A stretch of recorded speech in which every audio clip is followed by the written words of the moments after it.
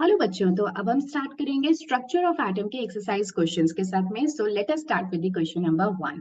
Question number 1 में हमसे पूछा गया है calculate the number of electrons. आपको नंबर ऑफ इलेक्ट्रॉन्स पता करने हैं विच विल टुगेदर 1 ग्राम। ठीक है, 1 ग्राम की इक्वल हो जाए ऐसे के लिए मुझे कितने इलेक्ट्रॉन्स को इकट्ठा करना पड़ेगा। आ गई बात समझ में? तो इस तरह के क्वेश्चन को आप कैसे करोगे? जो वो सिंपल यूनिटरी मेथड होता है ना, जानते हो ना यूनिटरी मेथड। यूनिटरी मेथड मतलब वही वाला कि अगर आपको एक पेंसिल 5 रुपए की होती है तो बताओ 5 पेंसिल कितने की होगी। तो आप क्या कर देते थे, 5 into 5 कर देते थे, यानी कि 25 रुपीज की 5 पेंसिल आ जाएगी। ठीक है, इसी मेथड को हम यूनिटरी मेथड कहते हैं। तो अब देखो हमसे पूछा क्या है कि number of electron that would be present in 1 ग्राम। ठीक है, तो सबसे पहले तो हम ये देख लेते हैं कि हमारे एक इलेक्ट्रॉन का मास कितना होता है। तो एक इलेक्ट्रॉन का मास होता है 9.1 into 10⁻⁻28 ग्राम्स। ये छोटी छोटी इंफॉर्मेशन, इलेक्ट्रॉन का मास, उसका चार्ज, प्रोटॉन और न्यूट्रॉन का मास, ये सब आपको पता होना चाहिए।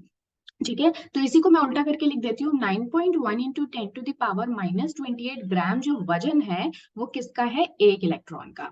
तो बताओ 1 ग्राम के अंदर कितने इलेक्ट्रॉन्स आ जाएंगे? तो 1 डिवाइडेड बाय 9.1 into 10⁻⁻28, -20 तो आपका ऊपर चला जाएगा, पॉजिटिव हो जाएगा, और बाकी जो आपका आंसर आएगा that would be 1.0976 into 10⁻27 electrons. ठीक है, तो इतने इलेक्ट्रॉन्स को जब आप आपस में इकट्ठा करोगे तब जाके 1 ग्राम वजन बनेगा। समझ रहे हो? तो इलेक्ट्रॉन्स कितने हल्के होते हैं, इससे हमें ये चीज पता चलती है।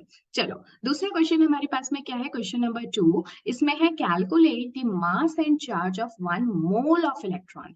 अब देखो यार, ये हमें पता होना चाहिए 1 मोल क्या होता है। 1 मोल का मतलब होता है 6.022 into 10⁻23 कोई भी पार्टिकल्स।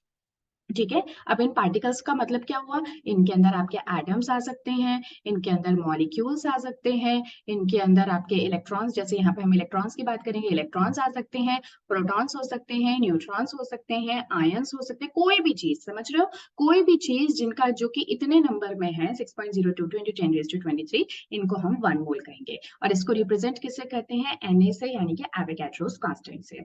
तो आपको 1 मोल इलेक्ट्रॉन के लिए मास और चार्ज पता करना है, और एक इलेक्ट्रॉन का आपको वैसे भी पता है। तो बस सिंपल है, अब कुछ भी नहीं करना आप लोगों को, सिंपल है ना। तो देखो, आपको पता है, सबसे पहले हम मास की बात करते हैं। ठीक है, तो हमें पता है कि एक इलेक्ट्रॉन का मास कितना होता है। अभी देखो थोड़ी देर पहले ही लिखा था मैंने, 9.1 into 10⁻⁻28 ग्राम। तो बताओ 1 मोल इलेक्ट्रॉन का मास कितना होगा? वही पेंसिल वाली जो केस है वही है ना। 9.1 into 10⁻⁻28 ग्राम तो एक इलेक्ट्रॉन का वजन है। उसको मल्टीप्लाई कर दो कितने से? जितने के लिए आपको पता करना है, यानी कि 6.022 into 10⁻23 से मल्टीप्लाई कर दो। तो आपको क्या मिल जाएगा? 1 मोल इलेक्ट्रॉन्स का मास मिल जाएगा। जब आप इसको कैलकुलेट करोगे ना, you will get your answer as 5.486 into 10⁻⁻4। ये मैंने आंसर आपको ग्राम्स में दे रखा है। आप चाहे तो उसको किलोग्राम में कर सकते हो, because kilogram is the SI unit. लेकिन क्योंकि हम यहाँ पे बहुत छोटे छोटे टर्म्स की, उन वैल्यूज की बात करें जिनका ऑलरेडी मास काफी कम है, तो मैंने छोटी यूनिट के साथ किया है। ठीक है, लेकिन कोई प्रॉब्लम नहीं, आपको क्वेश्चन में गिवन होता है तो आप किलोग्राम में करो या फिर आप ग्राम में करो, नो प्रॉब्लम। ठीक है, अब नेक्स्ट आता है बात चार्ज की। चार्ज कैसे फाइंड आउट करोगे? तो देखो, चार्ज के लिए आप लोगों को पता होगा कि जो एब्सोल्यूट चार्ज होता है ना, वो होता है 1.6 into 10⁻⁻19। एक इलेक्ट्रॉन के ऊपर जो एब्सोल्यूट चार्ज है, रिलेटिव चार्ज तो हम -1 बोल देते हैं, बट वो रिलेटिव है। एब्सोल्यूट चार्ज कितना होता है? 1.6 into 10⁻⁻19 कूलम, एक इलेक्ट्रॉन का चार्ज। तो बताओ Na यानी कि 1 मोल इलेक्ट्रॉन्स के ऊपर चार्ज कितना हो जाएगा?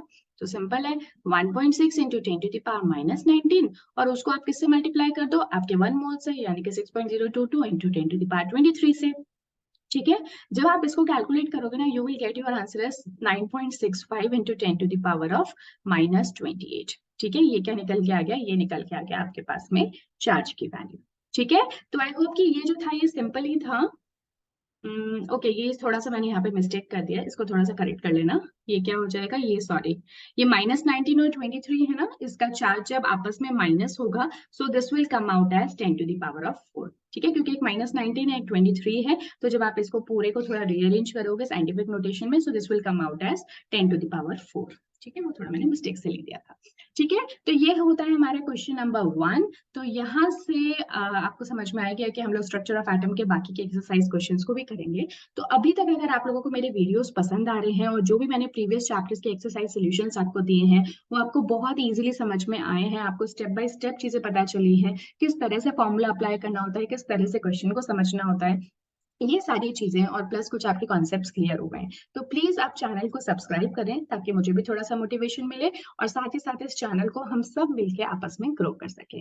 और साथ ही साथ अगर आपको कहीं पे किसी भी पॉइंट में दिक्कत आती है, कोई भी टॉपिक चाहे वो हम पहले ही कवर कर चुके हों, बट अगर आपको दिक्कत आती है तो प्लीज आप मुझे कॉमेंट सेक्शन में मेंशन करें। मैं उसके ऊपर जरूरत होगी तो एक डिटेल वीडियो बना दूंगी, अदरवाइज आपका डाउट क्लियर करने के लिए तो एक छोटा सा वीडियो जरूर बना दूंगी। Fine, so this was all about the question number 1। अब हम मिलेंगे नेक्स्ट क्लास में क्वेश्चन नंबर 2 के साथ में। Till then take care and goodbye and keep practising.